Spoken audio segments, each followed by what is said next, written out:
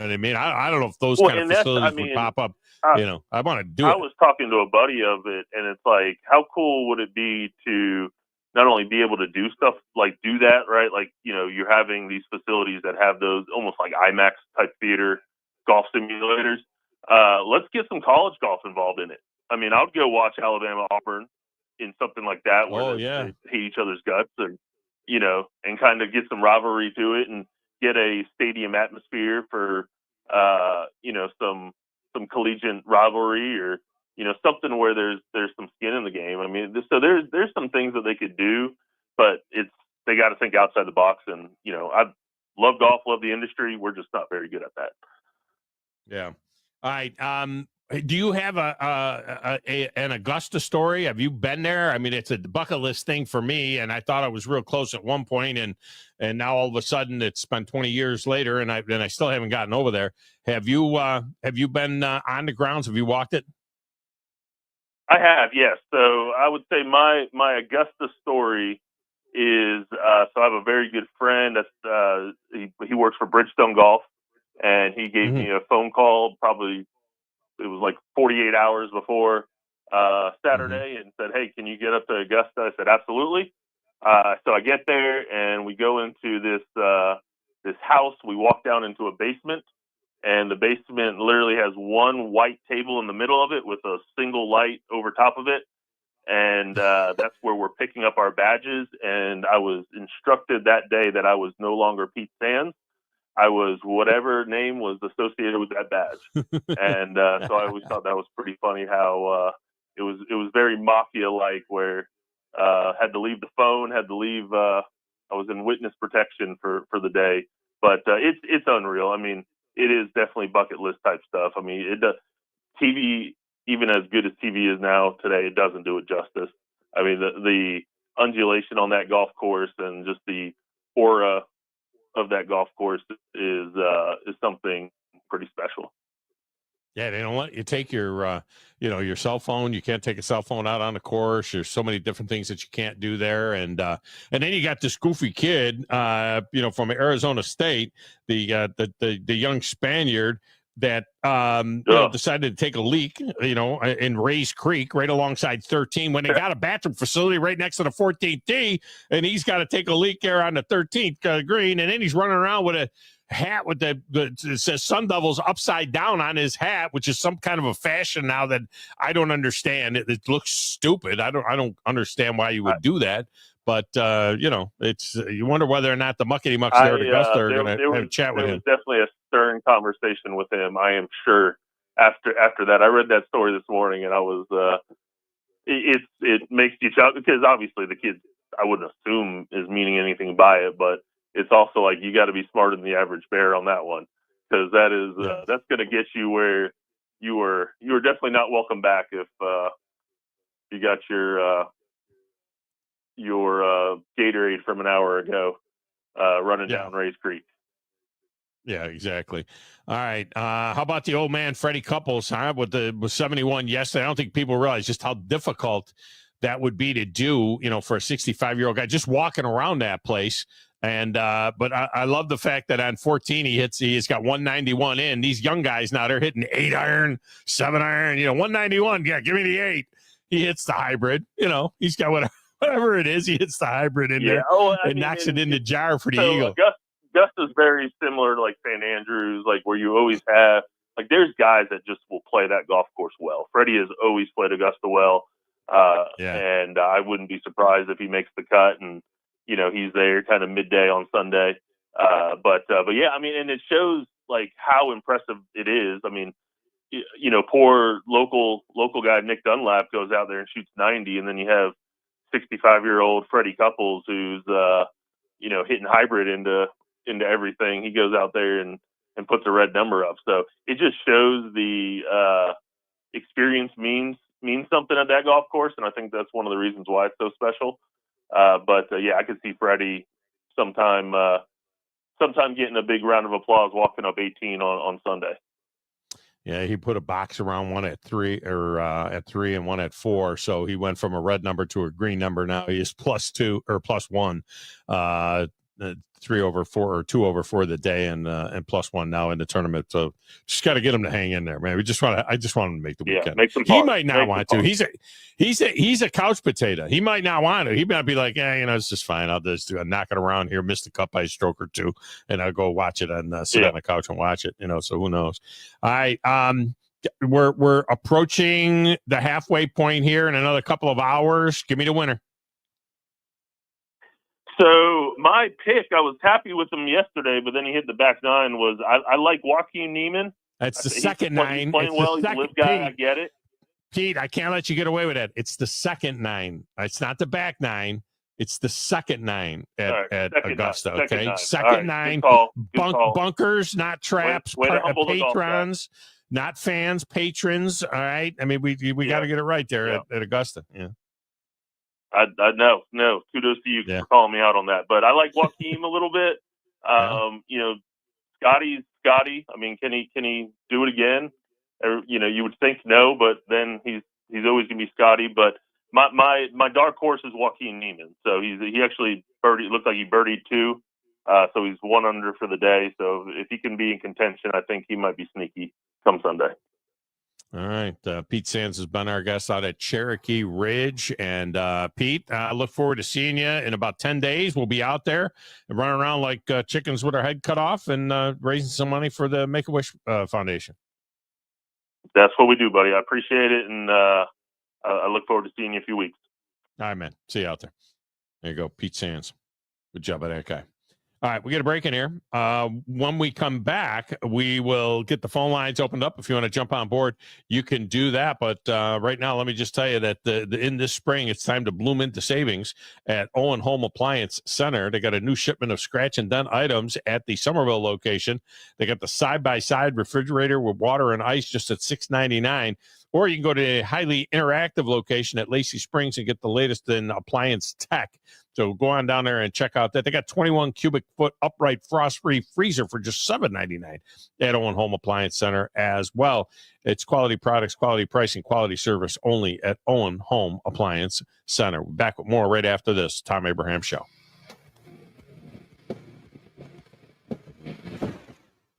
You're listening to the Thom Abraham Show with Joe Hunk on 97.7 ESPN The Zone.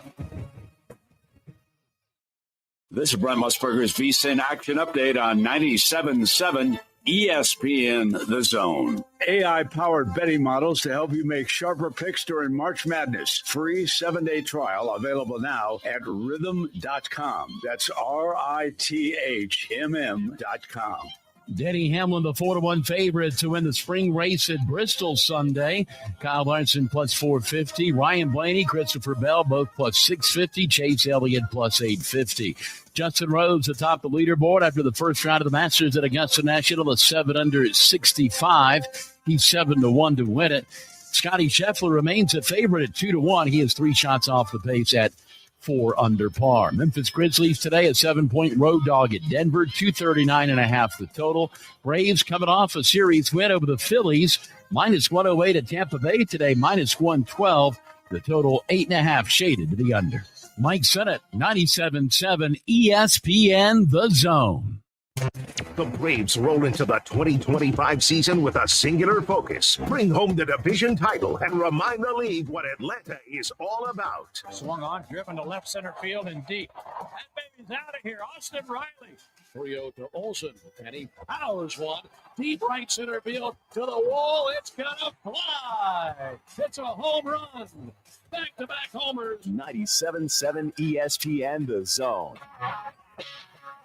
You've got to experience Toyotathon at Bill Penny Toyota. They've got the selection with over 700 new Toyotas to choose from. And they've got the extras with Bill Penny perks and a 10-year unlimited warranty. So get on over to Bill Penny Toyota today and experience Toyotathon. Bill Penny Toyota in Huntsville and online at BillPennyToyota.com. Bill Penny's Toyota 10-year unlimited warranty is valid through the 10th year of ownership. Valid on new vehicles only. See dealer for details. Rocket City? For air that's cool and clean, contact Sensa Green Heating, Cooling, and Insulation. Get HVAC smart with Professor Green and the expert team at SensaGreen.com. Now offering up to $1,500 off any new Bryant system. Whatever it takes, Sensa Green has Huntsville covered. Remember, folks, with innovative, sensible green solutions, contact Sensa Green Heating, Cooling, and Insulation.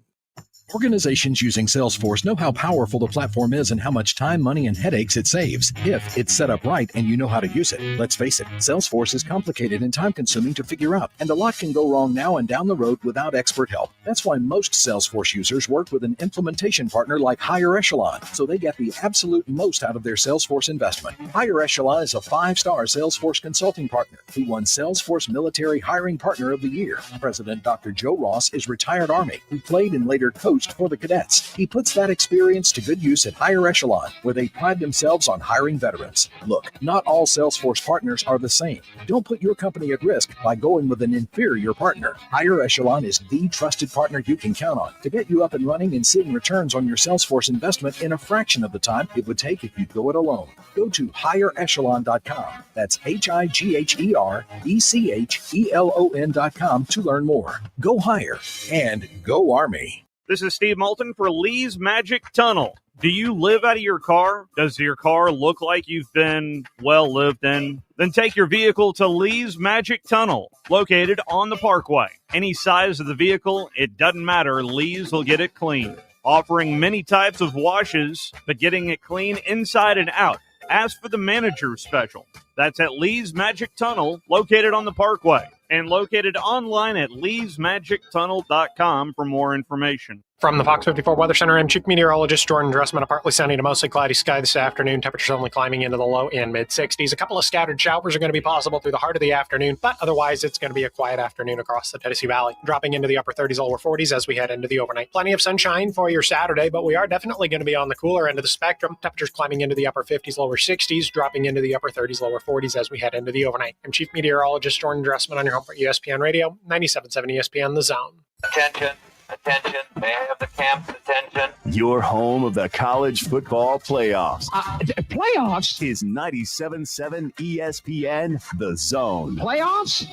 Playoffs?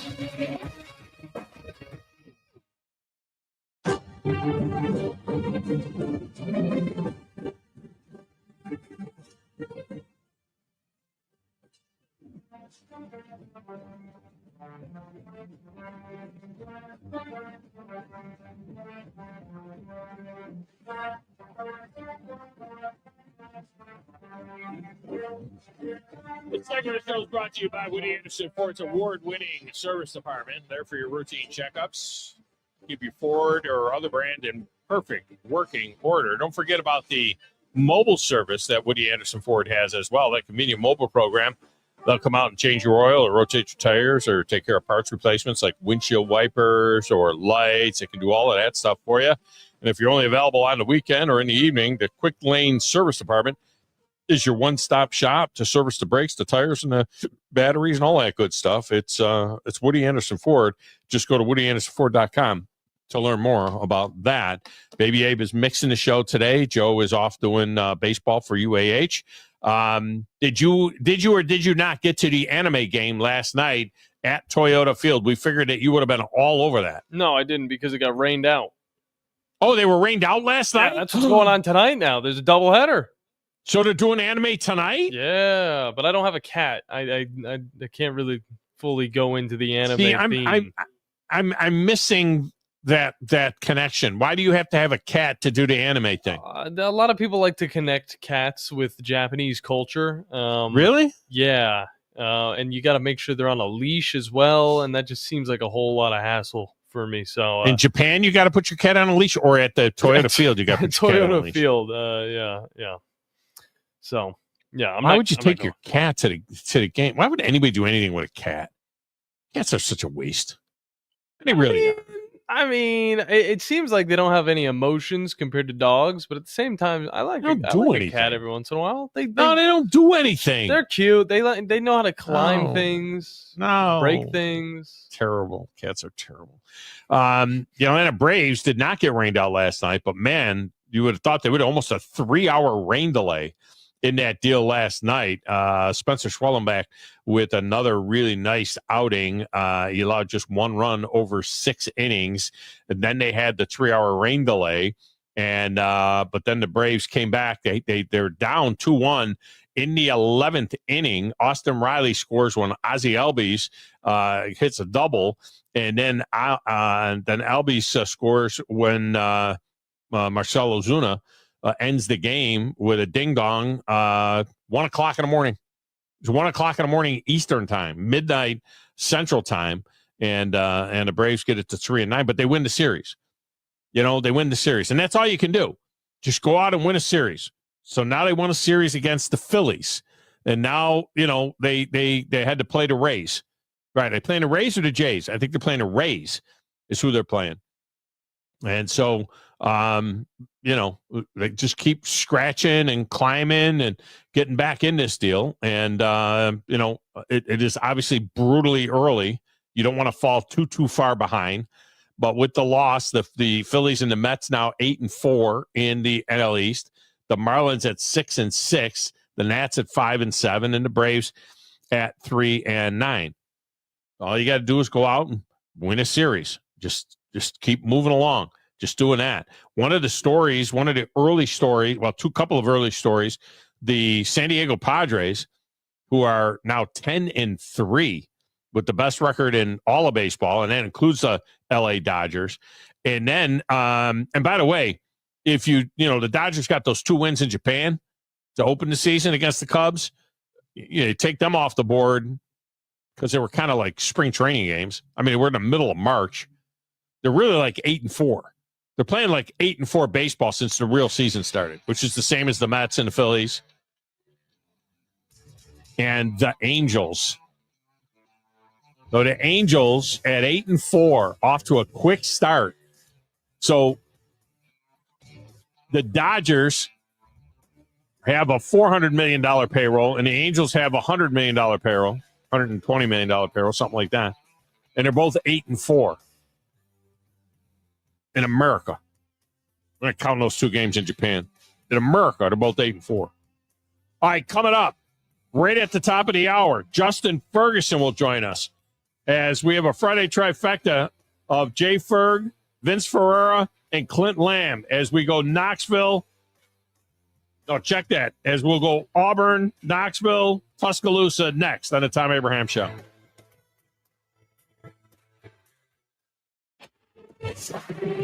Hi, folks. Bobby White back again for Woody Anderson Ford, inviting you to come test drive any one of our over 100 F-150s. From rock-solid, dependable work trucks to our state-of-the-art Platinum Series, we've got an F-150 for you. Test drive one today, and you'll understand why the F-150 is the best-selling truck in America, going on 48 years in a row.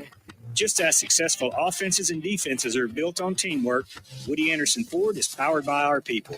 Our sales and service teams are well-trained to save you time and money. And because we want your business again and again, no one will work harder to earn it. Our mobile service teams come to your home or business for oil changes, brake work, tire rotations, and more. And the great thing is you don't pay extra for it. We come to you with mobile service at no extra charge. Proud to be local, family-owned, and at your service for over 62 years. Woody Anderson Ford, Alabama's F-150 Superstore. By now, you know about Eagle Masonry and Insulation, and maybe you know that Eagle also does landscaping and dirt work. But how about after paint work? Shower doors, shelving, and mirrors, all taken care of by Eagle, the same Eagle that takes care of all your masonry, insulation, and landscaping needs. Eagle brings the same level of expertise to all these disciplines, and they're ready to provide you with a free quote. The website is the same, insulatewitheagle.com, as is the phone number, 256-755-1556. Give them a call and see what Eagle can do for you. Eagle saves you time. Eagle saves you money. Hey folks, this is Arthur Seaton, managing partner at University Kia, proudly saying Roll Tide and War Eagle. Stop into University Kia today and shop one of the area's largest selection of new Kias, including Fortes, Seltos, Telluride, and Popular Carnival, and fully electric EV6. View all the great specials at universitykia.com and get pre-approved in minutes so you can drive home your new Kia you really want, because we want to see you in a University Kia. There's power in caring when it is put into action. This is SportsCenter. I'm Christine Lisi. Second round of the Masters rolls on, streaming live on ESPN+. Justin Rose, even through 6, has a 2-shot lead on Ludwig Oberg. Bryson DeChambeau is 3 back, as is Scotty Scheffler. Rory McIlroy 6 off the lead. Scheffler tees off just before 1:30 Eastern today. Masters coverage 3 Eastern on ESPN. NFL, the Browns bringing back a familiar face, agreed with quarterback Joe Flacco on a 1-year, $4 million contract. He was with the team in 2023, joins a quarterback room with Deshaun Watson, who's rehabbing from a torn Achilles, as well as Kenny Pickett. Texans and nickel corner Jalen Petrie agreed on a 3-year, $39 million extension, $30 million guaranteed. Caitlin Clark and the Indiana Fever will face Angel Reese and the Chicago Sky in prime time to tip off the inaugural WNBA Rivals Week in August. Games available on a variety of networks, including ABC, ESPN, and ESPN2. WCZN, Union Grove, Huntsville, Alabama. 97.7 ESPN, The Zone. You've got to experience Toyotathon at Bill Penny Toyota. They've got the selection with over 700 new Toyotas to choose from. And they've got the extras with Bill Penny perks and a 10-year unlimited warranty. So get on over to Bill Penny Toyota today and experience Toyotathon. Bill Penny Toyota in Huntsville and online at BillPennyToyota.com. Bill Penny's Toyota 10-year unlimited warranty is valid through the 10th year of ownership. Valid on new vehicles only. See dealer for details. Would you call a plumber for a root canal? The same goes for selling your timberland or farm. Choose someone who understands your property and can help you on the front end so you can capitalize on the back end. I am Bo Butler with Southland Realty and Auction. As a guide, I have put many hunters in position to take a shot. It's time for you to take your shot. Let's talk about putting you in position to sell your property. Call me at 256-609-0512. Remember, Bo knows land. You need to be more like a dog. Like what you guys are doing. You've got your fingertip on the pulse of your listeners. You guys know what they're talking about. Be a dog. God bless the show. You are the Messiah. We need more dogs. This is the best show on radio. The big dog, Thom Abraham, is here with you. So settle in and get your bark on. Now live, here he is, the big dog, Thom Abraham. Look, I don't speak Spanish. I don't know how to say this, so I'm going to choose my words very carefully. I think you're a psycho. Do you know who I am? I mean, that guy sounds like Elmer McPherson farting into Miles Davis' trumpet. I guess I'm on here. Am I on? Can somebody respond? Get off my. I have to drag my Yankee ass out of here. Oh, yeah. You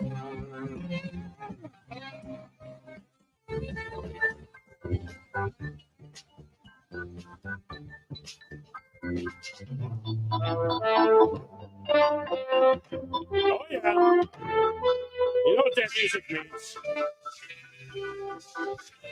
It means it's Football Friday.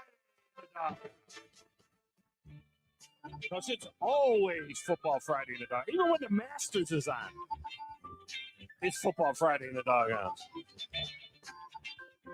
We got a lot of football to get to today. Yeah, we'll mix in some Masters in there, and we'll try and give you some scores and so on to get you. But it is get you taken care of on that. But it is spring game eve. I want to say spring game eve, but it's more like spring practice eve is what it's more like. And we are going to spend this next hour going all around the SEC, basically from Auburn, then up to Knoxville, then back down to Tuscaloosa to end it. So that's our Friday trifecta today. Or it's not picks for you.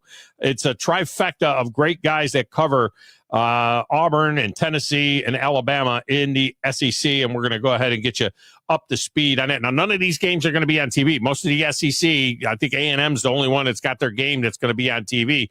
Most of the SEC are like, thanks but no thanks. And these games or practices, whatever it is that they're doing, will not be on television. And we welcome those of you that are watching on the X and the Facebook and the YouTube, wherever you are consuming the show. Also listening on the apps as well. We will not get the lines open this hour of the show, to be honest with you, because we're just going to try and give you as much content as we can on these three teams to get you caught up. But you can use the text window at 7329TA show. That's 732-982-7469 as we welcome in a new audience listening in Nashville on 95.9 and in Murfreesboro on 107.9 and on 560 AM as well. That's WNSR in Music City. Our flagship station is 97.7 The Zone in Huntsville, and we are also on WCDT in Winchester, Tennessee on 1340 AM and 106.9 FM up there. And we're going to get things kicked off with Justin Ferguson of the Auburn Observer, as Auburn actually had a full-blown scrimmage yesterday that the media was able to attend.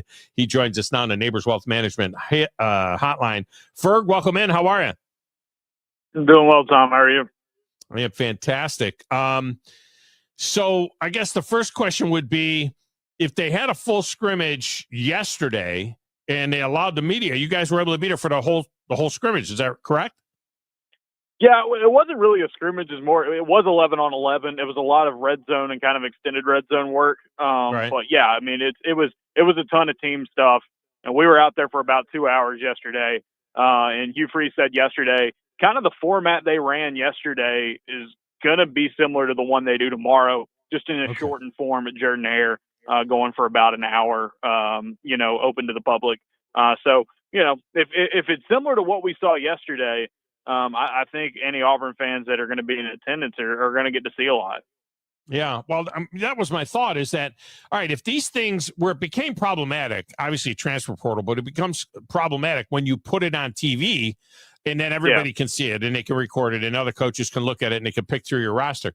But if it's not going to be on TV anyway, why couldn't they have done, everything they did yesterday, for example? Why couldn't that have been tomorrow and basically run all of that and let the fans get a real good sense of what it looks like? Yeah, I mean, and I think that's what they're going to end up doing. Auburn's not going to do a full-on scrimmage here in terms of, offense versus defense or orange versus blue or something like that.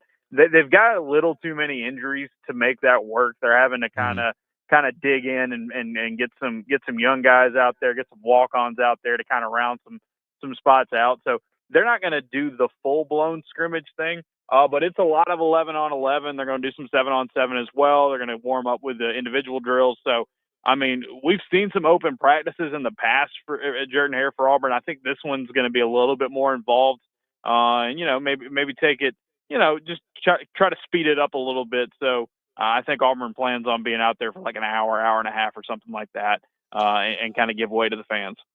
Apparently, Jackson Arnold got dinged up yesterday. He did throw 4 touchdown passes before he got dinged up. Will fans get to see Jackson Arnold tomorrow, or is this something that will keep him out of that tomorrow? It happened right in front of me, and I don't really think it was super serious. It kind of looked like he just tweaked something, maybe his hammy, just like running through on a play, kind of finishing off. He walked off the field under his own power. He didn't look like he was really struggling with it that much, but I think they were kind of resting him as a precaution. It'll be interesting. It's not like he's going to go full contact or anything like that. Another thing is Auburn only has 2 scholarship quarterbacks out there, so I would imagine, unless he's just not moving around well, that I think you could see him tomorrow, just because, again, I don't think it was anything major. It wasn't like he was down for a while. And like I said, he walked off the field under his own power and looked all right. They just held him out for the rest of practice. So I would say, maybe, probably, but I think it's just going to all depend on how that feels kind of tomorrow. It's just Auburn. It's him and Deuce Knight really right now at quarterback. So if Auburn wants to kind of go through several different looks, I think they're going to want to have Arnold out there for the last spring practice. Fans are going to get wowed by Deuce Knight, aren't they? I mean, they're going to see Deuce Knight. They're going to get wowed by him. And then if they don't see any Jackson Arnold, or if, you know how it is with the starting quarterback, if he struggles at all early on, they're going to be crying for Deuce Knight, because he's going to look good, I think. Yeah, and Deuce Knight yesterday had several interceptions. He's a freshman. I think, sometimes he may hold the ball a little too long and try to fire it in there and gets into trouble, into traffic. He's a freshman, and he was on the raw end of a freshman 5-star. He's super talented, though. I mean, he can make. I mean, I think the thing with Deuce, watching him now a couple of practices that I've been able to see him up close, is his best is really good. He can throw some dimes, and he's got incredible velocity on his throws. Stands tall in the pocket, moves well, all those things. It's just he's a freshman, and this is a big jump, and so he gets himself in trouble sometimes with some of his throws and his decision making. It's just stuff that you're going to clean up, but this is the time to get it cleaned up and learn. And I think that's the good thing. Is he's got a really good head on his shoulders. He's got a great work ethic, and I think people are going to be impressed. His good is really good. It's just how consistent is that good going to come up, and I think that's where Jackson Arnold's kind of shown that he has a couple of years of experience on him so far in spring. And that's the one thing too, with these guys in an orange jersey, they're not gonna, if the mobility is part of their game, that doesn't play in these scrimmages. That's the one thing they can't. Yeah. They're not going to get out of the pocket and make a play. And whereas when game time comes and the bullets are live, these guys can make plays with their legs that you just don't see in this setting. It's like everybody's a drop back quarterback, Yeah, exactly. And yesterday I thought Auburn had some defensive linemen, some edge rushers make some really good plays, but also it's just like, if they get anywhere near the quarterback, it gets whistled dead. So it's like, how could these guys have broken those sacks? Could they have made those plays? Maybe not. But I think both of them are pretty good fits for what Auburn wants to do with this kind of shotgun RPO, spread it out, move it around kind of offense. They're both very athletic guys in their own ways. I heard Jeremiah Cobb had a nice little run in the scrimmage, right? Yeah, absolutely. He busted a pretty big draw play on a third down that looked really nice. Damari also had a couple of really good runs, had a great check down that he took for about 20, 25 yards. It's going to be interesting. Auburn's running back room is, I think, in one of the more fascinating spots because, no Jarquez Hunter, and he had been so good over the years for you. Austin, Cobb have been around. Which one of those guys is going to break out? Both of them can break out. And then the guy they brought in, in the transfer portal, Darrell Robinson, hasn't been able to play because he's recovering from an off-season surgery. So, it's an interesting room to be in. Alvin Henderson's fun for a freshman. He's just young and on the smaller end. I thought it was encouraging for Auburn to see them pop some good runs against the first-team defense yesterday because I think that is going to be a big question mark heading into the year for Auburn is just how are they going to consistently move the ball on the ground, considering, what they lost and the fact that their offensive line's a work in progress right now with some injuries. Back to Jackson Arnold for a moment. What is your sense now going through the entire spring and being able to observe him some and so on? What is your sense of where he is mentally, emotionally, leadership-wise coming in? Because, you get a kid that's transferring in, and obviously it didn't go the way he wanted it to go at Oklahoma, or he'd still be there. And it would seem to be that he could be rattled if he doesn't have some early success, whether or not that will affect his confidence and so on. What does he seem like to be? What kind of a dude is he to you?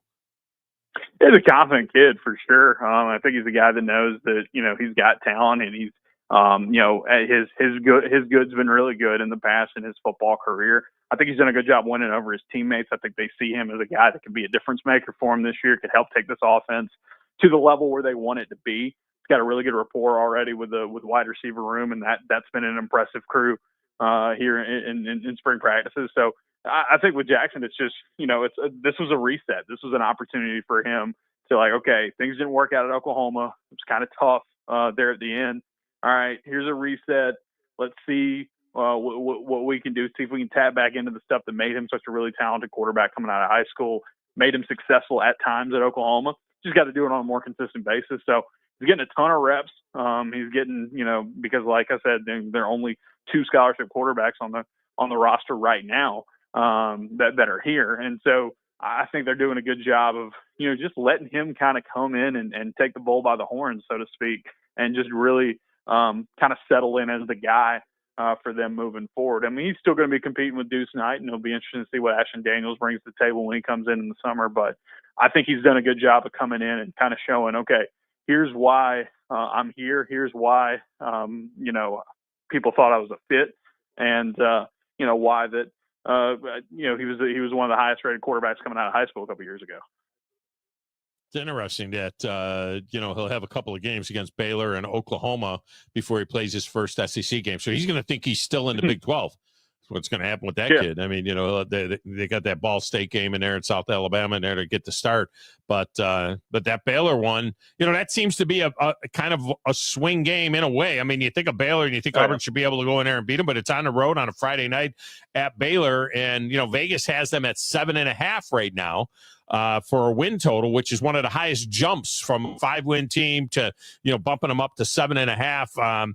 It seems like a fairly aggressive number. And if they go over, I mean, certainly if it was an 8-4 season, I think a lot of Auburn fans are going to be, happy with that progress. Yeah, it would be progress if they got 8 wins. And I think it's going to be a grind to get 8 wins. 3 of your first 5 games are road games in, former Big 12 country and current Big 12 country. That's going to be interesting to see how Auburn handles that. I do think the back half of the schedule sets up well for them if they can kind of survive the first stretch. And so I think that's the big thing for Auburn is just there's, last season we talked about how, hey, they've got a runway here. If they can take care of business, they could be in a good spot by the middle of the year. They didn't do that. And, they struggled and didn't get to a winning season last year. This year, I think it's going to be the opposite. It's like you got to be sharp early, and if you're sharp early, you can be rewarded and have a pretty good season. But if you're not, it's going to be a real fight, to get to where you need to be. And Hugh Freeze knows this. Everybody kind of knows this around Auburn. It's year 3. It's time to prove it. It's time to make some actual strides forward on the field. You're recruiting really well. I think the big takeaway from me in this spring practice is that Auburn is a more talented roster. This year, I think you've seen some steps forward in a number of areas. They still got some question marks for sure, but, Auburn has gotten better roster-wise these last couple seasons, and it hadn't really done much on the field. So they've got to make it count this year. And otherwise, there's going to be a lot of pressure and a lot of heat on Hugh Freeze and his staff. So, all right, finally, speaking of Hugh Freeze, how's he doing health-wise? We know he's battling the cancer, and does it seem to be affecting him at all in terms of the grind that is coaching? Yeah, well, it's been a really positive kind of update he gave yesterday. He said, the test that they ran, the type of cancer he has, is not very aggressive, and basically what they're going to do right now is they're going to kind of wait and see and kind of evaluate it after football season and see how it goes. How it's kind of progressing is like, basically it's like he could go in and have surgery, but it's like at this point in the year, when are you going to do surgery and go through that recovery and still do all what you need to do, especially with recruiting coming up and then obviously the season.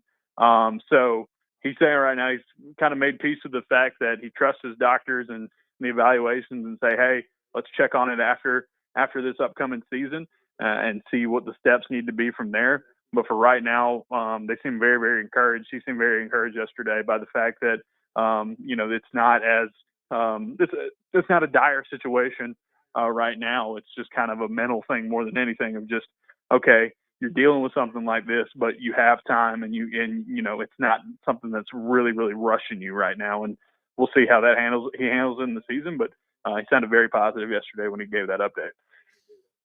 Everything you want to know about Auburn, it's right there at the Auburn Observer. You got to check it out. They got a great deal. You can subscribe to that and get all kinds of information at the Auburn Observer. Justin Ferguson has been our guest. Ferg, I appreciate you as always. Yeah, I appreciate you, Tom. All right, scoreboard update. Justin Rose brought it in at 71, 1 under for the day. So he kind of left the door open for some others, especially because the scoring conditions were better this morning than they'll be this afternoon. But he is 8 under for the tournament. Bryson DeChambeau is through 13, and he is at 7 under. And after a par on the par 5 13th. So he's got some birdie holes ahead of him, specifically the 15th hole. We'll see if he can get it to 8 under as well. Some other guys that are making moves as well. There's a number of guys at 15. Rasmus Hogard is at 5, I should say, not 15. If they're at 15, you'd have a scoop. He's there at 5. Also at 5 is Rory McIlroy. So Rory has made a move where Rory is 5 under for the day, and he is on the 15th hole. So he's an opportunity to make another birdie there and get it to 6 under. But Rory McIlroy, if he doesn't fall apart like he did late, is going to be right there on the heels of Justin Rose and playing later in the day tomorrow. Victor Hovland has it to 5 under as well. Scotty Scheffler has it to 5 under. He made a birdie on the second hole, which is a par 5, and he is just through 3, and he's got it to 5 under. So a lot of golf left for Scotty Scheffler. This leaderboard is going to get jammed going into the weekend. This is going to be really, really good stuff. Our boy Freddie Couples has now made another bogey, and he is at 2 over now through 7. So Freddie now hanging on the cut line. So is Phil Mickelson at 2 as well. John Rahm is at 2. Brooks Koepka has got it back to even par, so he's 2 under for the day as well. Justin Thomas has made a birdie, and he has gotten it to 1 under through 3 holes. And Schauffele 2 under through 15. There's your scoreboard update. We'll get a break in here. We'll come back. We'll head to Knoxville with Vince Ferrera of the Sports Animal. They're actually playing a regular game up there. They're going to have an orange and white game. One of the few teams left in the SEC that are going to actually play something that looks like an actual spring game. And we'll talk about that and the elephant in the room, as there is all kinds of drama around Nico Iamaleava right now. And he didn't show up for practice today. And there's stories about him wanting more money, and it's just gross. That's all I can say. We'll be back with Vince Ferrera next, right here on the Thom Abraham Show. You're listening to the Thom Abraham Show with Joe Hunk on 97.7 ESPN The Zone. This is Brent Musburger's VSiN Action Update on 97.7 ESPN The Zone. AI-powered betting models to help you make sharper picks during March Madness. Free 7-day trial available now at rhythm.com. That's RITHMM.com. Denny Hamlin, the 4-1 favorite to win the spring race at Bristol Sunday. Kyle Larson plus 450. Ryan Blaney, Christopher Bell, both plus 650. Chase Elliott plus 850. Justin Rose atop the leaderboard after the first round of the Masters at Augusta National, a 7 under 65. He's 7-1 to win it. Scotty Scheffler remains a favorite at 2-1. He has 3 shots off the pace at 4 under par. Memphis Grizzlies today a 7-point road dog at Denver, 239.5 the total. Braves coming off a series win over the Phillies, minus 108 at Tampa Bay today, minus 112. The total 8.5 shaded to the under.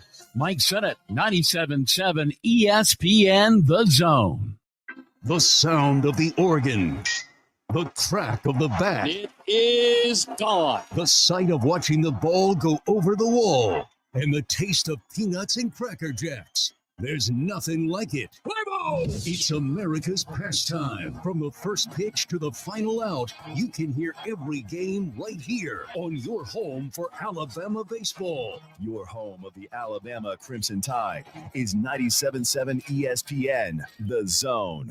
Eagle Masonry and Insulation. It's right there in the name. Eagle is your one-stop shop for block, stone, or brickwork, monument signs, and outdoor kitchens and fireplaces. Eagle also offers the finest craftsmanship and insulation, including fiberglass or spray foam insulation, and of course, insulation removal. Philip Love and his team have years of experience, bringing the region the best in masonry and insulation services. For more information and a quote, visit insulatewitheagle.com or call 256-755-1556. Eagle saves you time. Eagle saves you money. Hi, my name is Dan Aldridge. I'm here to let you know about the Aldridge Law Firm and the soon-to-be-announced Legal Town Center. I've been practicing law in Alabama since 1984, and I also practice in Tennessee. And I'm from North Alabama, and I'm here to represent you and take care of your legal needs. For many of us, hiring an attorney is not high on the priority list, and maybe a little scary. But it's something that we all need at some point. So by all means, do your homework. And if you need representation for car accident, wrongful death, medical malpractice, nursing home abuse, or estate planning, or any other matter, just give us a call at 256-534-3188. And you can email me at Dan, that is Dan at danaldridgelaw.com. Dan at danaldridgelaw.com. God bless America. No representation is made that the quality of legal services to be performed is greater than the quality of legal services performed by other lawyers. I'm here with Thomas from Talent Heating and Air. With the temperatures going up and temperatures going down right now, now is a good time to get your heating and air system looked at. Thomas, when somebody calls, you guys answer. That's right. The phones are staffed by us. They're manned 24/7. We're ready to come out and take care of you that day. How do they give you guys a call? You give us a call at 256-503-4490. And you can find you guys on the World Wide Web at talenthvac.com. And now is a good time to do this because you guys are offering a special deal. That's right. We're doing $49 tune-ups this spring. We're also doing free second opinions. We offer that year-round. Somebody comes out, they say you got a bad compressor, leaking refrigerant. Give us a call, see if we can save you some money. Thomas from Talent Heating and Air. Thomas, one more time, that phone number. 256-503-4490. AL certain number 21014. Where's the best place for sports? What about the best place for wings? If you answered Jefferson's for both, you're right. Jefferson's is also a great place for value. Every Monday, kids eat free with the purchase of an adult meal, and teachers bring your teacher ID, and you eat free every first Tuesday of the month up to $15. At Newmarket, Jefferson's will be opening a new location at 2190 County Road 65 very soon. Jefferson's, best place for sports, best place for wings. Hampton Cove, and soon in Newmarket. From the Fox 54 Weather Center, I'm Chief Meteorologist Jordan Dressman. A partly sunny to mostly cloudy sky this afternoon. Temperatures only climbing into the low and mid-60s. A couple of scattered showers are going to be possible through the heart of the afternoon, but otherwise it's going to be a quiet afternoon across the Tennessee Valley. Dropping into the upper 30s, lower 40s as we head into the overnight. Plenty of sunshine for your Saturday, but we are definitely going to be on the cooler end of the spectrum. Temperatures climbing into the upper 50s, lower 60s, dropping into the upper 30s, lower 40s as we head into the overnight. I'm Chief Meteorologist Jordan Dressman on your home for ESPN Radio, 97.7 ESPN The Zone.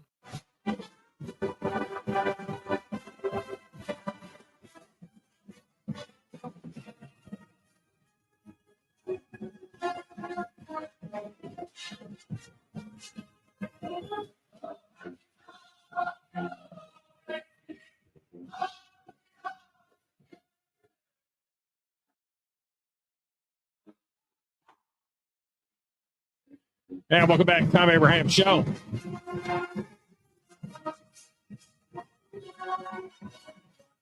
Next up on our hit parade,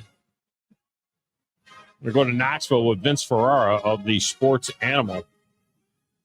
Got to figure out what's going on with Nico over there. I mean, there's just, the story had popped yesterday that he was looking for more money on his NIL deal, the deal that he signed coming out of high school, which was a record deal. Now all of a sudden there's other guys making more money than he is, and now we got guys. I mean, you're killing me here. Now we got guys that they want to renegotiate deals they don't even have contracts with, basically. And then this morning his father came out and said, or friend of the family came out and said, no, that's not true. He's not looking. He's happy with Tennessee, blah, blah, blah. And they didn't go to practice today. They didn't miss practice today. And whatever else they did over there. So the guy that's going to help us with all of that is Vince Ferrera. Do we have Vince now? I mean, John is up for Vince. Okay, we got Vince now. Okay, good. Vince Ferrera joins us from the Sports Animal. He's on the Neighbors Wealth Management Hotline. All right, let's deal with the elephant in the room first. What's the latest on Nico? He's in, he's out, he misses practice, he wants more money, he doesn't want more money. What's going on? Yeah, good to be on with Tom. This is kind of going back to the past with drama, which really has eluded Josh Heupel during his tenure for the most part. Even the spring was fairly quiet. A couple guys missed spring, but this is kind of going back to pre-Heupel days in terms of drama, and the timing of it is a big part of this, because now for fans that we're going to go tomorrow to the spring game, and you had a good feeling about it. Hey, let me take the kid that maybe I can't afford to go to football games at Neyland because of the increased price and talent fee and all that kind of stuff. But Now you can make a day of it. You're excited about it. And now anything anyone's going to talk about, unless we have resolution, I guess maybe either way, is going to be this Nico situation. And there's fan backlash already towards Nico. Don't let the door hit you in the backside and many other things. Yeah. And, saying he's not that good anyway and all that. So it really puts Nico in a bad spot if this is the strategy from anyone, whether it was his camp or whether it was the collective, to put this out there and put some public pressure on Tennessee to get this done. There's many others, I'm sure, around the country that are handling this that with the players having leverage that have not taken a public approach. So there's so many dynamics to it, but basically with the reaction from Nico's father saying that he had no idea about this and he was adamant that it's not coming from them, that doesn't necessarily mean that someone else didn't purposely put this out publicly to Pete Nico saying on 3 that they were trying to renegotiate. And, we've heard that he's happy at Tennessee, he has a good relationship with Josh Heupel, and they may just think this is business. It's that original NIL deal that, really was eye-opening at the time, now is below market value. Not just that there's people below, people that have made more money than him, that he's trying to be the highest paid quarterback. It's not even market value the way what guys are making. And they're also trying to get the money in and get these deals in before any sort of house settlement. So there's so many different dynamics involved in it. But the thing that really makes Nico and the camp look bad, if all of this reported is true, it is not going to practice, a no-show, and right, saying that it was a surprise to them. That's where right. You really take it to another level. Yeah, I mean, before it's like, well, if there's smoke, there's fire, and you don't know who's saying what, and is somebody just, and then he doesn't go to practice. I mean, so that kind of verifies that something is going on here. And look, I hear what you're saying about market value and all of this, and this is why this madness has got to end. And I don't know how the house settlement even, he'll get a chunk of dough from the school, but it doesn't mean he can't still get NIL money. That's not going to go away with the house settlement. These guys they can double dip then. It's all that means. But he did not set the world on fire last year. His impact, his leverage, if you will, here. It's not like he's coming off of a year where he was so dynamic that you got to back up a Brinks truck for the guy. That's the other part of the problem, I think, with this. That's fair, but Tom, that's not the world of NIL. You get paid for potential in NIL. You get paid for what they think you can do and what you can get for what you can potentially do. The whole purpose of NIL was to reward guys for what they have done. But that's not been the case from the jump. It's ended up being an incentive to get you to go to these schools, whether you're a high school recruit or whether you're in the portal. So that's the world, is you don't have to put up the best numbers. In the quarterback from Tulane going to Duke, he didn't have the best numbers in college football. Not that he had bad numbers, but for him to draw so much more than everybody else, that's the market. That's the open market that these players are now able to take advantage of. So that's if that's what this is, that's what they're trying to take advantage of is the market for his potential. And, oh, by the way, what also is a leverage point in his favor is the fact that Tennessee has absolutely no experience behind him. I was going to say, quarterbacks. So how did they go? How did they do this tomorrow then? I mean, what's the plan? Now, you have no availability with Heupel today, right? There's nobody that's telling anybody anything official, nobody to ask, hey, is he – so basically tomorrow, and this is one of the few teams that's actually having a regular spring game, right? There's going to be an orange and white typical spring game, basically, with the two teams, offense, defense, being split up and everything else. Nobody will know until he shows up at practice, and he shows up on the field there could be boos. I don't know how big a crowd will be there. I mean, I know there's renovations going on and stuff, but he could get booed at the spring game just because of this drama. Yeah, it would not surprise me, Tom, if that is the case, because there's not going to be time for explanation. Like, everybody's able to run with and make their own determination. And people already have come to conclusions about him and maybe are ready to move on from him. But that's easier said than done when you have a 4-star in Jake Merklinger in his second year that has, I believe, 9 career passes from last year in super cleanup duty. And then George McIntyre from the men's state at Brentwood Academy, who is a true freshman, also a 4-star. So that's it. They don't even have walk-ons, really. So normally they're carrying a bunch of walk-ons, but that's it. So it means more reps for them. They may even shorten what they're planning to do with a number of guys out and banged up. They might have already planned a little bit more of a limited scrimmage or doing some more situational thing than just 11-on-11 drive after drive after drive. Probably ones versus ones, twos versus twos. So they may vary what they do or shorten what they do. But yeah, that's the next time we're going to hear from Heupel is going to be after the orange and white game. And normally we may have heard from Nico after the orange and white game. Probably not going to happen now, especially even if he shows up. I would be surprised if that happens unless this is cleared up in some sort of statement beforehand from like today, one way or the other. But yeah, it does. It taints everything. It takes the attention away from the event. Because of the construction, it is limited, but it's a lot more than what they were able to have in there last year. They're talking about in the 40 to 45,000 range of what they can get in there. The weather is supposed to be cool, but not bad for tomorrow. We'll see how that impacts attendance and crowd reaction. It's a great point that we may see a little bit of backlash towards them, and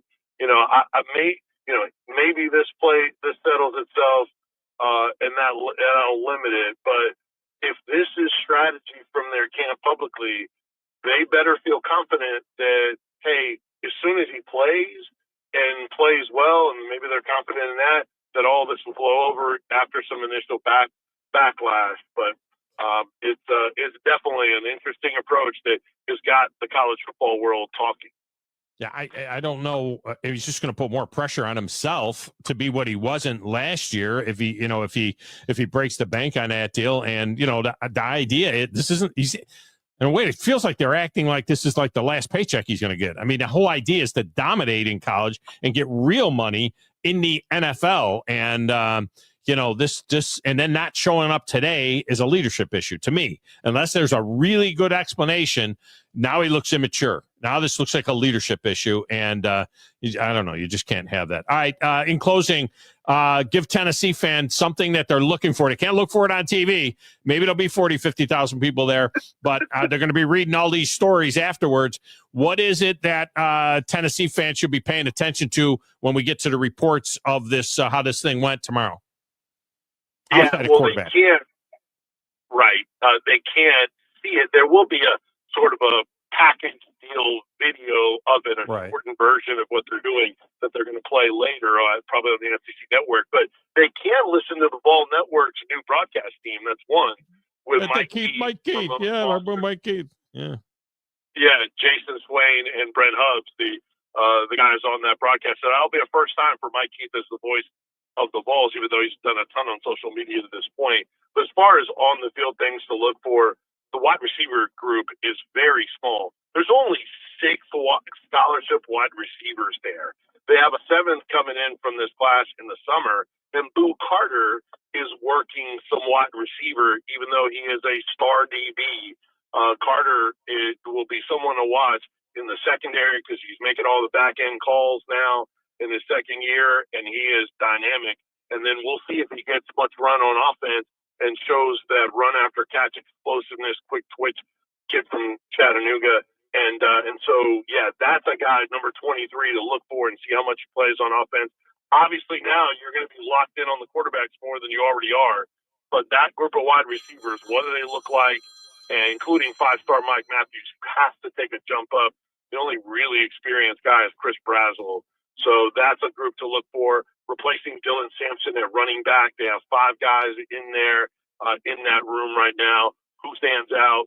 How much play do they get? You know, the offensive line will have 4 new starters, including 5-star David Sanders at tackle, 2 new transfers in there, so that'll be interesting. And then obviously, you know, can they generate big plays in the passing game? And what do they look like in the back end without Jermon McCoy? Because he is out. He's one of the better corners in the country. He's out this spring after he hurt himself in training, ACL injury. We don't know when he'll be back, if it'll be preseason camp, start of the year, or end of the year. So, yeah, you got to see what that secondary looks like because it's another very inexperienced group. So, you know, not going to be indicative either way, however you look at it, on what they'll be during the season, because they do have a fair amount of guys that already have missed some time and will be held out. And typically the vets, they'll play a series or 2, and then they're rooting on the rest of their guys. So you got to take it all with a grain of salt. But at least it's football at Neyland Stadium, so we'll take it. Vince Ferrera has been our guest. Vince, I appreciate you so much, man. Great stuff. We'll look forward to chatting again. Anytime, my man. Appreciate you. Have a great weekend. All right, thank you. That's Vince Ferrera.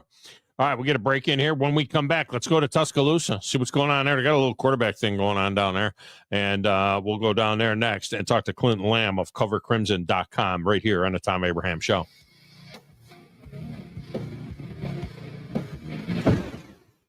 You're listening to the Thom Abraham Show with Joe Hunk on 97.7 ESPN The Zone. Ford Motor Company. From America, for America. Hi, folks. Bobby White back again for Woody Anderson Ford with a real quick quiz. Out of all the manufacturers, do you know which auto company employs the most hourly workers in America? Ford. Do you know which company assembles the most vehicles in this country? Ford. That's not just a coincidence. It's a commitment.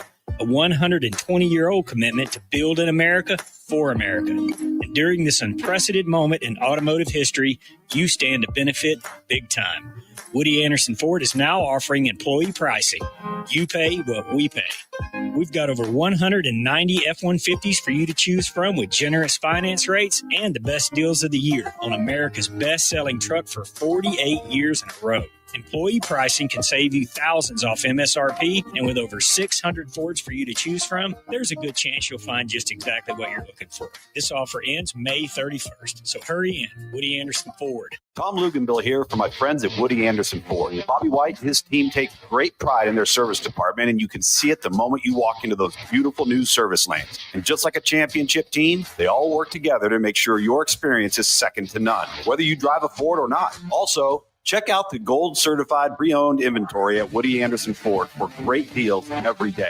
Stop by and see them at Jordan and Sparkman or at Woody Anderson of Madison on Hughes Road, or visit WoodyAndersonFord.com.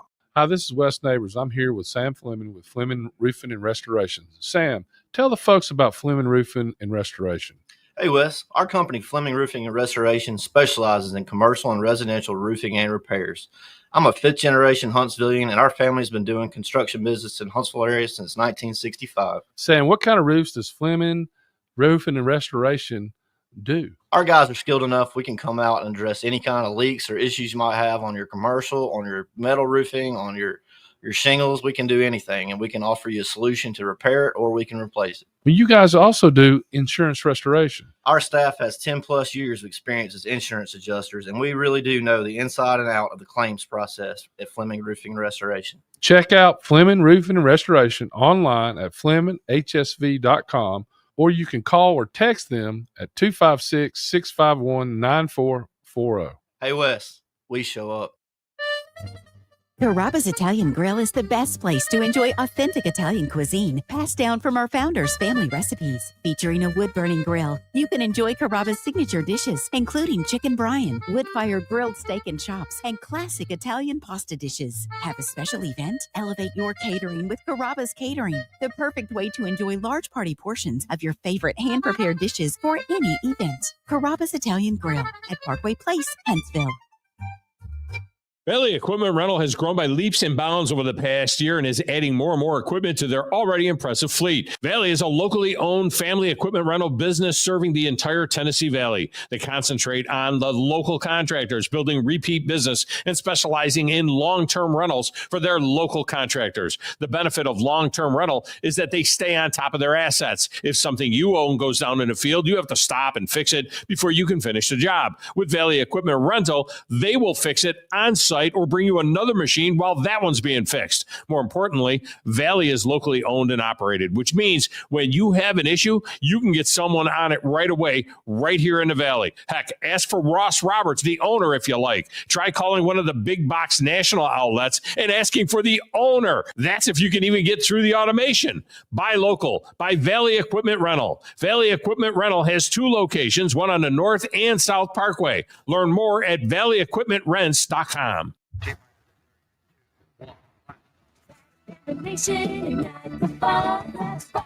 Your Rocket City Trash Pandas are home for a total of 15 games in the month of April. Promotions include 4 fireworks shows, 2 bobblehead giveaways, 1 cat night, and even an appearance from Bluey to round out the month on April 27th. To get your tickets and learn more about everything going on at Toyota Field, check out TrashPandasBaseball.com.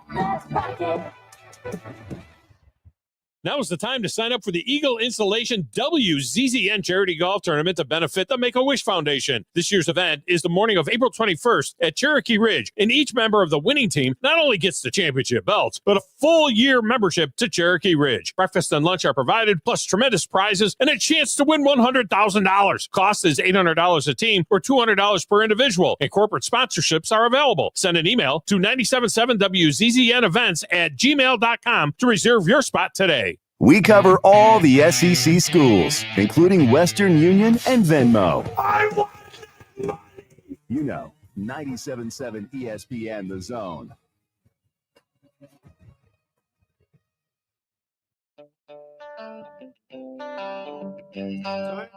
Alabama.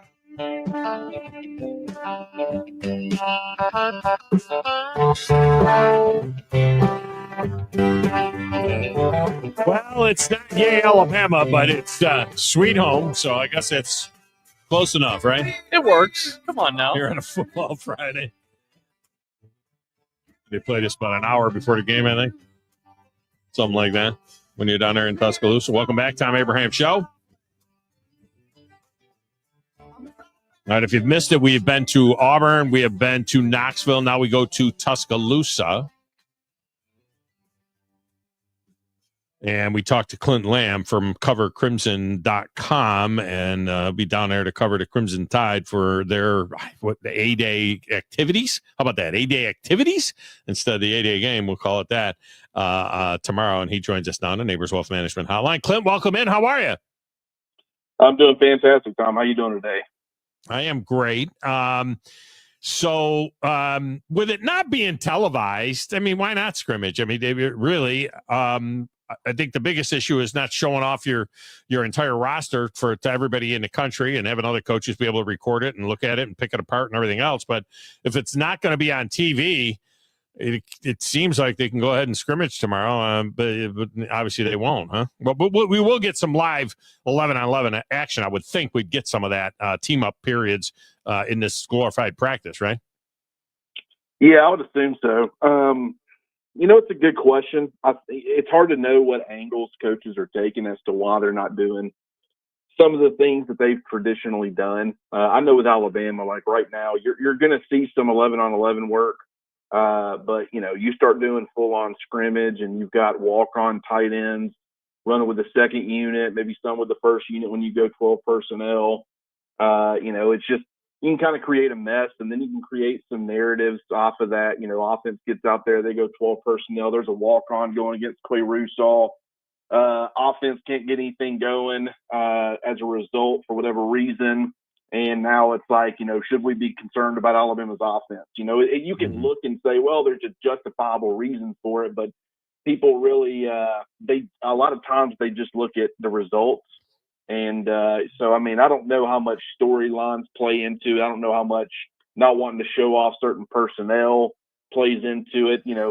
Kalen DeBoer might feel like that just getting another pure practice in would be more beneficial from a rep standpoint. Maybe it'll be more difficult to try to get any sort of read on the quarterback situation where people, they have a better chance of maintaining all three on the roster. Like, I'm not exactly sure what angle they're going for, but I mean, at this point, I've kind of just accepted it for what it is. I do know that you can get some valuable information from a practice-like situation, but it's going to look a lot different for anybody in attendance, that's for sure. Well, speak to me about attendance. Being that it's not on TV, I wonder. I mean, I wonder what kind of attendance they will have. Do you have an idea? Obviously, the days of 92,000 showing up for Nick Saban are long gone. But you got a feel for how many people you think might show up tomorrow to go in the stadium and watch these guys practice? Well, something I never do, and I should do it more, is check the weather. I do know it's Masters weekend, going to be Masters Saturday, so that might play into it a little bit. But, this is fans' one chance, unless there's an open practice, fan day type of situation in the fall, which is very possible.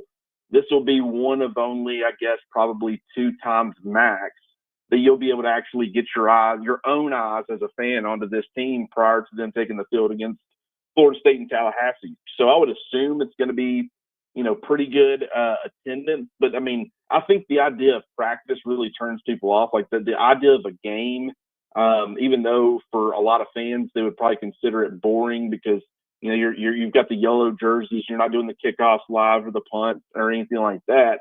But, I will be curious to see how attendance looks because I can see it going in really either direction. I can see interest being way down because of how they're doing it. The fact that it's not on TV, people are a little bit frustrated with NIL and transfer portal and the current state of college football. But I could also see, with it not being on TV, a lot more people saying, hey, I need to get my butt over to Tuscaloosa if I want to be able to watch them. So I don't really have a great feel for it right now as far as which way it's going to go. But that is going to be something that we're definitely going to be talking about come tomorrow once we find out. 66 and brilliant sunshine is your forecast for tomorrow. So it's a nice day to get a tan, get in there and get some sun. That'll be good. What is your sense? You mentioned about trying to keep all 3 quarterbacks in the building. What is your sense now? Everybody's been talking Ty Simpson, and it's his job to lose and he seems to be ahead and so on. There's a real battle for that second position, but some people might see Keelan Russell slinging it tomorrow and saying, goodness gracious, let's get that kid in there.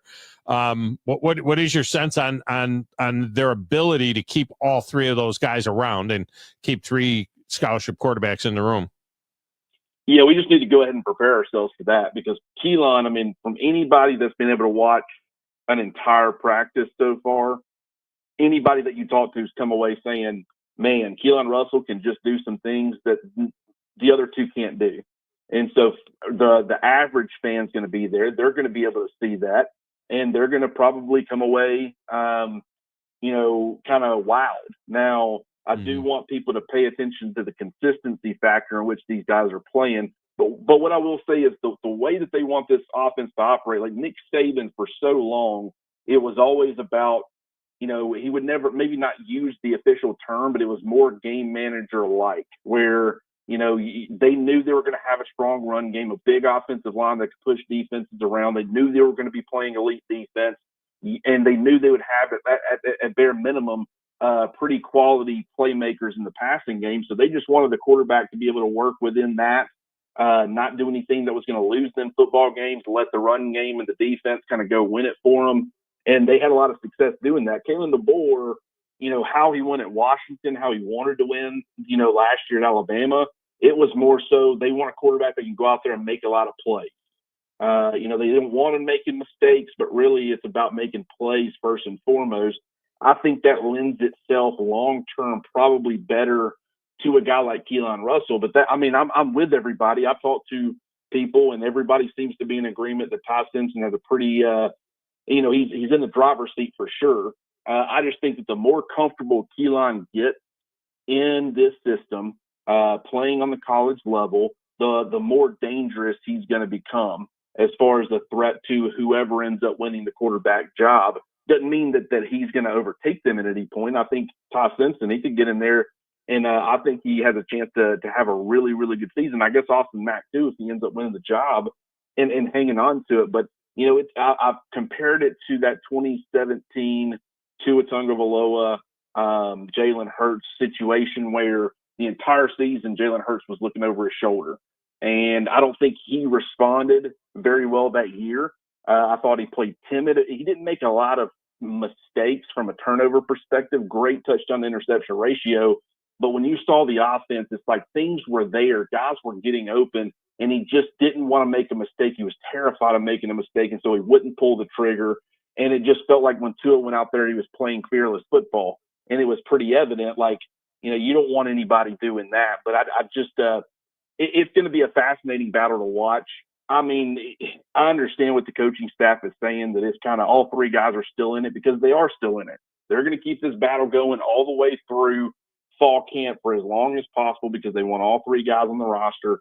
But if you talk to anybody, they will say right now Ty Simpson seems to be in the driver's seat, and nothing's changed on that front. Doesn't mean, we've seen people blow big leads, right? I mean, Duke blew a big lead against Houston. Houston blew a big lead against Florida. Just because you're it doesn't mean you're going to win it, but I will be curious to see how it plays out. Well, I don't want this to happen, but I mean, you mentioned, Jalen Hurts and Tua. Some people are saying it could end up looking like Blake Barnett and Jalen. You know what I mean? Where, where Ty Simpson's the guy, and then the next thing you know, boom, the kid gets in there, Russell gets in there early and never gives up the job for the next couple of years until the next great stud comes along. Clint Lamb with us. All right, just a couple of minutes left here. What else are we looking at here? I mean, you could talk about, playmaker at quarterback, but you got to have somebody to get the ball to. We know Ryan Williams is dynamic. Jeremy Bernard is a great possession type guy. I would think that receiver room and that offensive line, those, from an offensive standpoint, those two things are obviously on everybody's mind as well. Yeah, they're definitely going to be on everybody's mind. I want to see left guard, see how that competition's coming. I want to see how Wilkin Formby, continues to grow. And I want to see a guy like Olaf Lehman. I think he could end up how we heard about him growing between the first scrimmage and the third scrimmage, just he keeps getting better out there at left tackle. I mean, I still think he's more of a fit on the interior, but if he can provide serviceable plays and inside-out option, even when Caden Proctor comes back, you'll feel better about the depth. So I'll be keeping a close eye on him. Obviously, the receivers, I mean, it feels like there's 50 of them that could be in the mix for playing time, and they're all really good players. Ron Williams, if I had to guess, he's not going to be participating. He hadn't participated in any of the scrimmages. But you're going to see Isaiah Horton for the first time. We get to see a little bit of a bigger role for Rico Scott. We'll get to see Jalen Hill back on the field, Colt Adams back on the field, Jalen Mbakwe playing receiver at Alabama for the first time, Lightsteer Brooks.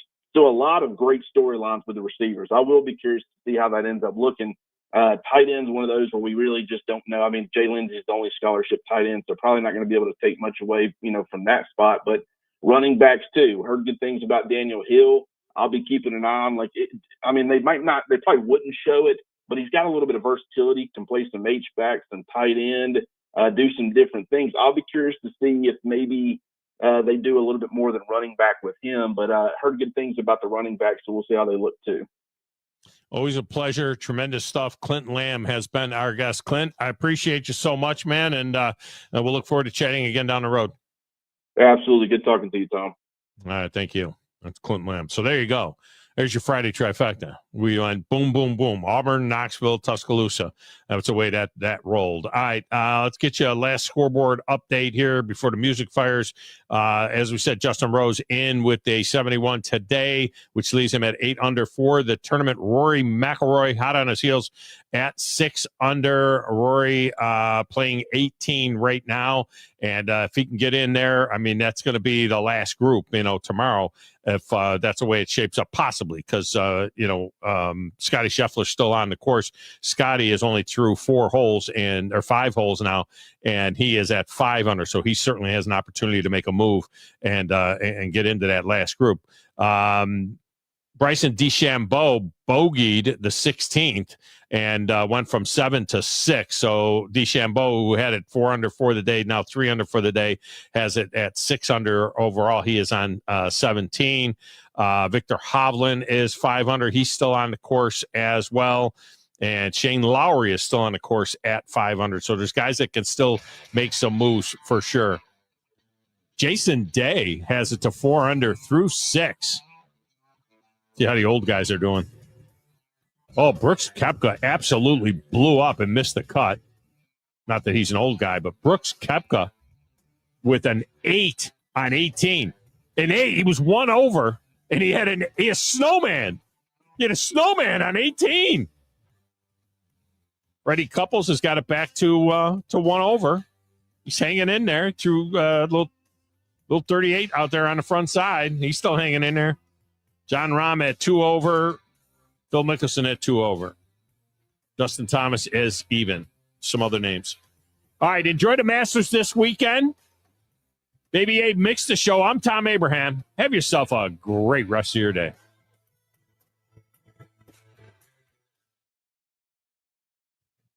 This is SportsCenter. I'm Christine Lisi. Second round of the Masters rolls on, streaming live on ESPN+. Justin Rose, even through 6, has a 2-shot lead on Ludwig Oberg. Bryson DeChambeau is 3 back, as is Scotty Scheffler. Rory McIlroy 6 off the lead. Scheffler tees off just before 1:30 Eastern today. Masters coverage 3 Eastern on ESPN. NFL, the Browns bringing back a familiar face, agreed with quarterback Joe Flacco on a 1-year, $4 million contract. He was with the team in 2023, joins a quarterback room with Deshaun Watson, who's rehabbing from a torn Achilles, as well as Kenny Pickett. Texans and nickel corner Jalen Petrie agreed on a 3-year, $39 million extension, $30 million guaranteed. Caitlin Clark and the Indiana Fever will face Angel Reese and the Chicago Sky in prime time to tip off the inaugural WNBA Rivals Week in August. Games available on a variety